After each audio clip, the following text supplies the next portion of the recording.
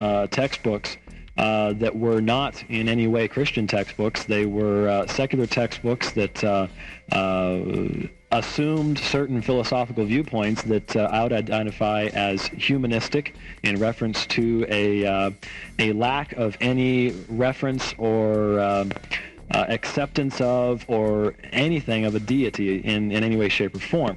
And so I would just say, hey, go in and look at the textbooks yourself. If this is just a semantic problem, well, fine. But I think as you and I understand, and I'm assuming you're a Christian, as you and I would understand it, yes, the humanism is definitely there. If you want to define it out of there, that's fine. But as far as you and I are concerned as Christians, yes, it's definitely there. I'd also like to respond to that and say that whether or not you choose to accept biology, biology is a fact. We are biological organisms. We do function according to the same general rules, I guess you could say, that all other animal life on Earth does. We metabolize our food the same way all other animals do.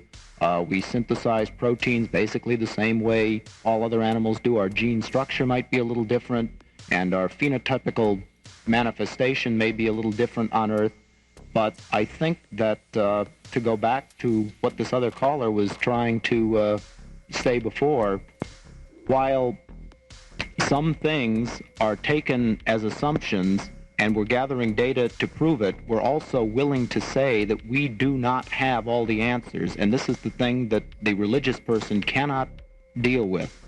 Psychologically, they're not prepared to say, I don't know, but I think this, or I don't know, but there's circumstantial evidence that seems to establish this, and instead of doing that, they will say, well, I'm too intellectually lazy to go out and get the real answers, so I will just say that God did it and try to make everybody else believe this, and if I can get enough people to believe this, then it will be accepted as true.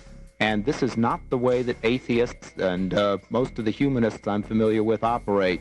A humanist or an atheist will simply say, this is what we know, this is what these facts seem to imply, and here's an experiment to test it, now let's see if we can do this. 100 years ago, it was considered absolutely impossible for a heavier-than-air craft to fly, and yet today we know, because they weren't using the best of mechanical devices, because they didn't have as good an understanding of the principles of aerodynamics, because they didn't really look at what it would take to get these things off the ground, they couldn't do it. Today we can do it because we do understand the principles of aerodynamics and so on better.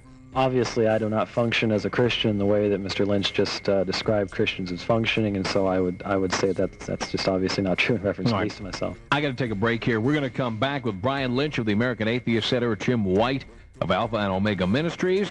Back to the phones. This is Steve in Tempe, a first-time caller to FYI Radio. Hello, Steve. Hi. Yes. I'd like to address my question to Mr. Lynch.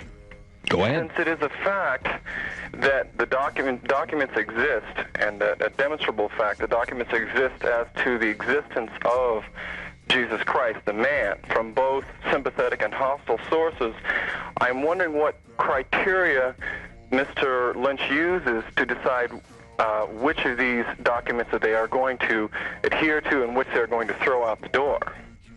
Well, can you answer that, Mr. Lynch? Yeah, as I said, what they refer to is bodies of believers who followed teachers or who followed cult leaders, and they don't make any specific reference to any person. I would disagree with that, since there also are eyewitness accounts included in those documents. No, there aren't eyewitness accounts. I think we have to recognize that the Bible was known to be an apocryphal set of documents when, not the Bible, I'm sorry, the Gospels were known to be apocryphal even as early as about 200 A.D. Could you provide a documentation for that, please? Yeah, the Bible, the documents were not actually written in a form that is familiar to us until, at least 75 or 88 A.D. in their current form, and as late as 160 A.D. So obviously, none of the people who wrote these things could possibly have been alive when this person Jesus was around. In any case, I think that it is very obvious, as I said before, that these documents and these works were compiled from sources that predated them by as much as 150 to 200 years. Steve, I need to respond to that. Go ahead, I would like you to. You keep saying it's obvious, Brian, and I asked for documentation. I am very familiar with the history of the New Testament, was the subject of textual criticism. So am I. And I am aware of the fact, for example, that we have scraps of John that would far predate 160 AD.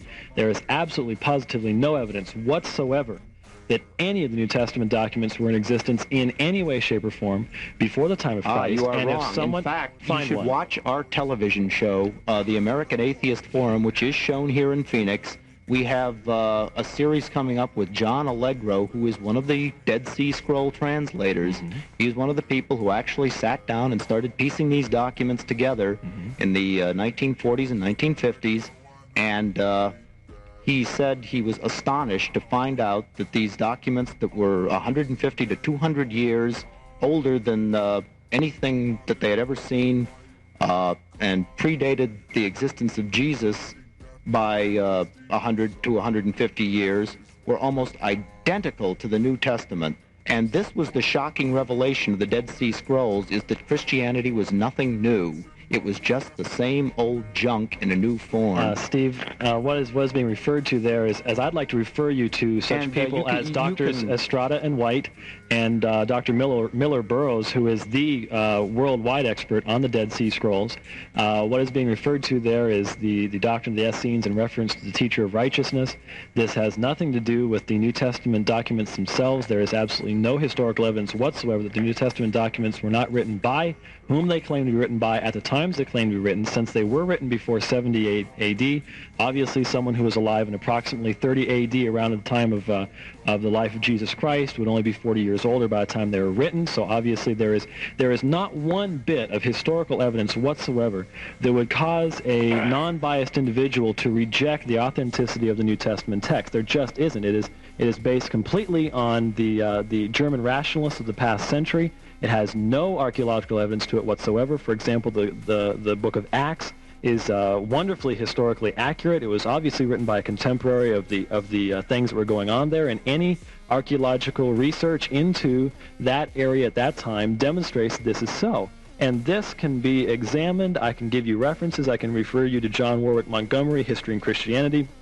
F.F. Bruce on New Testament documents reliable. Yes, but you see, these people are all apologists for Christianity. They are not historians. They do not know what they're talking about. No, that is totally true, because these people are nothing but people who are trying to continually brainwash the people to accept a bunch of nonsense. Notice, Steve, what we have to do now.